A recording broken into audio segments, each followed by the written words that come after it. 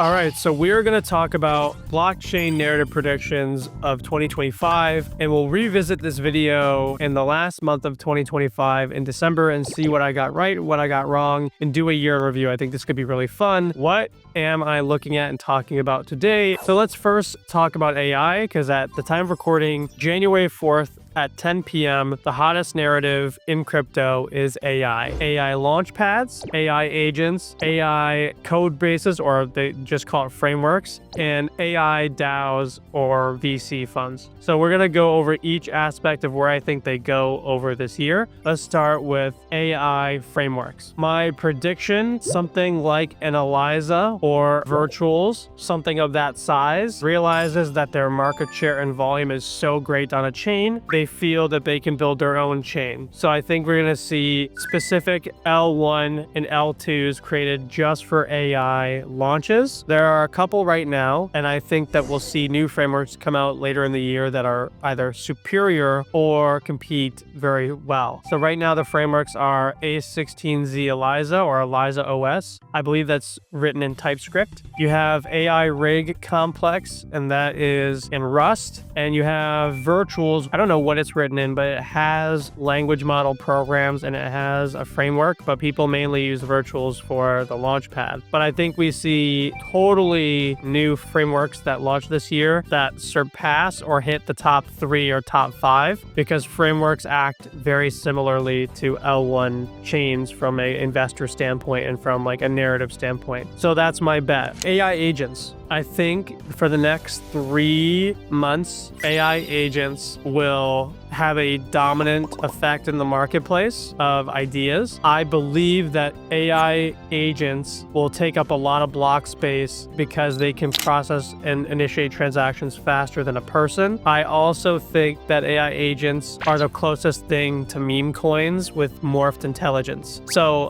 meme coins and culture coins are not going anywhere. I think they're here forever. And AI is really interesting because it could be a meme coin that also learns without having utility. I expect an AI agent to make really good content, have some minor utility, but it's mainly for the culture vibes. And it may even be meme coins themselves adopt AI just for like some narrative. The main reason is memes generally don't last forever, and so they have a shelf life versus if memes can morph and form into something new. So I think they're going to evolve rapidly, and you're going to see this agentic meta be the narrative. But we're going to go through different phases of the agentic meta. Right now, it's trading bots. I think once Wayfinder releases, trading bots become sort of ubiquitous and they kind of have like a standard. AI agents are only as good as the data that it collects and understands and processes. So if everyone has the same trading data by buying from the same data providers, it would make sense that almost any AI agent can eventually trade really well. So after the trading meta, you're going to see even more of the investor DAO meta, where AI agents are taking over what DAOs could have been, and people really believe in the DAO meta. That's actually happening right now. You see that with Vader, Sequoia, Y Combinator, WAI Combinator, and a number of others. And I think the AI DAO thing actually persists longer than the trading bots, because eventually AI agents are not going to just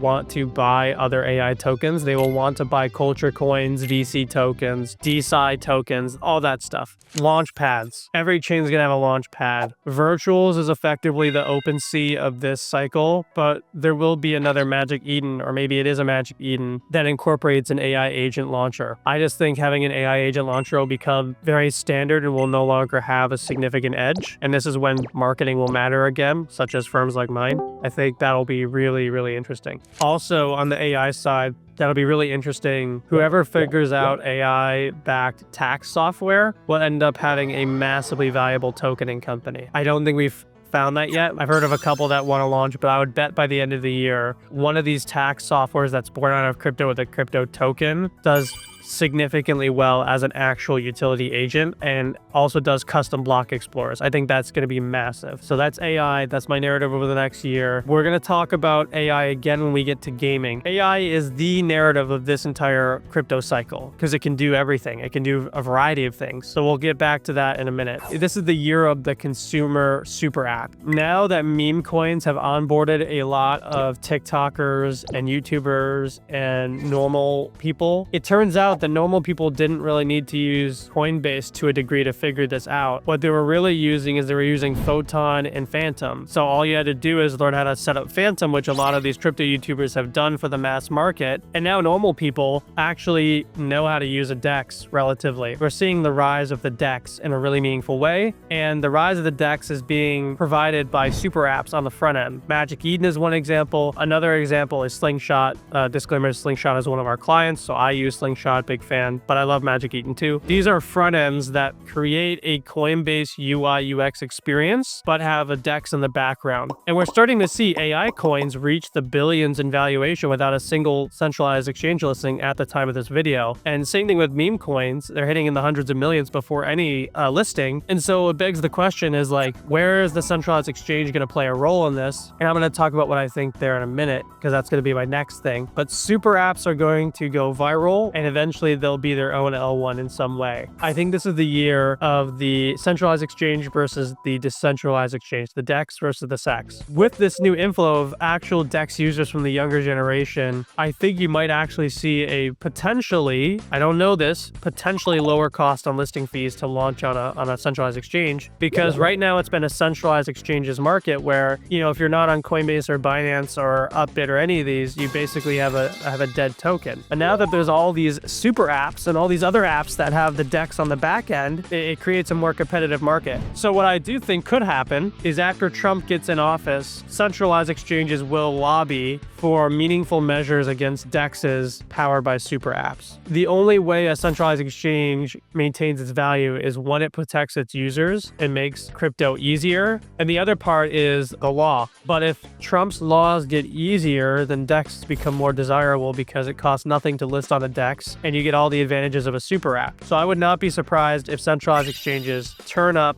the lobbying dollars significantly post-Trump, where it's not about making crypto legal, but it'll also be about fighting against the DEX to make sure that they have dominance. Okay, so next, let's talk about my thoughts on Bitcoin. Everyone should hold Bitcoin. Everyone should have Bitcoin. It's like the safest asset in crypto by far. I don't think that changes. I think price probably goes down. Who knows? I could be totally wrong. But I do want to talk about Bitcoin alternative assets like runes, ordinals, BRCs, stamps. I think ordinals have a comeback. Ordinals are just a really compelling asset. In fact, ordinals are more compelling than BRC20s or runes or any of these tokens on top of Bitcoin. I don't really care about tokens on top of Bitcoin. It doesn't add anything new to me in particular, and I feel like that's the same for retail. But having a non-fungible asset on the chain forever because it's Bitcoin is compelling. And I think after people make a lot of money in this bull, they will park some of that money in ordinals that have some nominal value. That being said, the thing that I'm looking forward to this year is the possibility of this cat VM thing that Udi Wertheimer, did I say his last name right? I don't know. Udi Wertheimer is launching. There's a shot he basically adds this new program to Bitcoin, which makes L2s possible in a meaningful way on Bitcoin. If that happens, then I think those fungibles make sense. Okay, new L2s and new L1s. The number one L1 I'm watching aside from Solana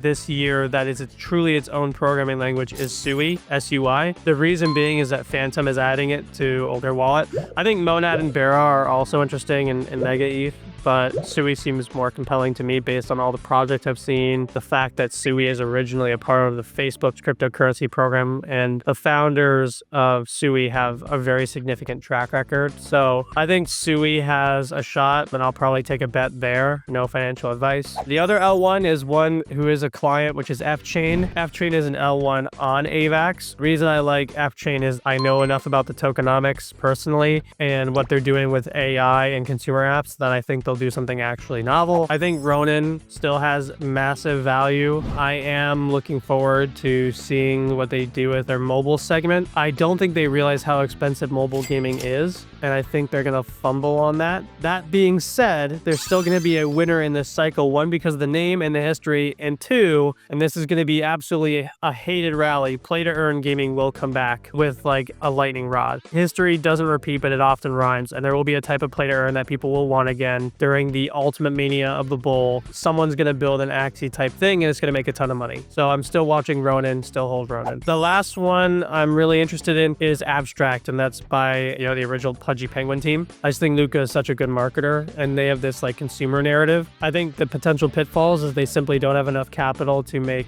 substantial L1s. That being said, they just launched a meme coin on Solana called Pengu, and it's doing incredible. They may not have enough money at launch, but I wouldn't be surprised if they got a significant round of funding in the year. And a lot of projects moved to Abstract on the promise that Luca is going to help them learn how to market. I think a lot of projects there are going to fail significantly because Luca and his team are only so many people and there's only so many projects that they can assist. That being said, the winners will run significantly. So I think the winners are going to do very well as long as Abstract itself survives financially, and the losers will lose very badly. Next, let's talk about gaming. Play to earn is going to come back like crazy because people are going to get bored.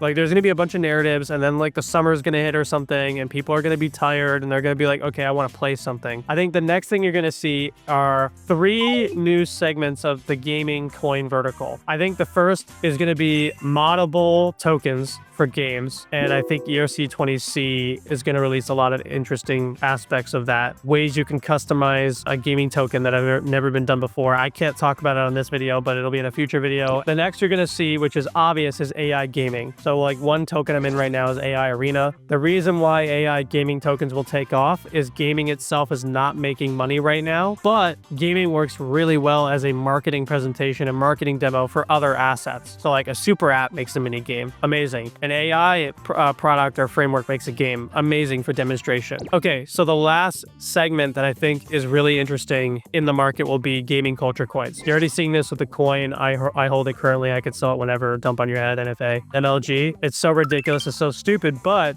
it actually harks upon a lot of what I think could happen with the gaming tokens. The way these gaming tokens work is you launch on Pump Fun or you launch a meme coin on whatever chain. It's based on something relevant in time in gaming culture, whether that's DEI, narratives, or whatever. Something that's entertaining in a game will launch as a token, and as long as that token is not DMCA'd and has a mimetic value, then it goes up in price and people get excited, and it may even draw eyes to playing the game. So I think gaming memes can do very well. MLG was one I saw directly as an example. I also saw FaZe Banks buy it. That inspired conviction in the token that I bought before him. Another example, basically what it is gaming culture coins have no inherent value in the game whatsoever, but people trade it purely on the attention that it garnered on the internet, because memes are nothing more than internet attention markets. And so why wouldn't games fit in there? So I think that'll be really interesting. I think a few of those hit and do very well. Anyway, these are a couple of my predictions for 2025 in the crypto market. Again, my name is Jonah Blake. I run a marketing company called Real Agency. We're one of the top in the United States for back-end management and advisory. We've done it for a ton of amazing crypto companies. I'm also one of the leaders of Sploots token, which is the official token of Real Agency. It is an AI and culture experience token, and we're going to show more over the course of time. If you want to know more about that, follow the @AgentSploots handle. If you want to know more about me, follow me at @RealJonahBlake on Twitter. If you got to this point, say watermelon, and then people in the comments who say watermelon, I'll know you watched the video. I really appreciate that. Also, like and subscribe or follow or do whatever. Okay, bye-bye.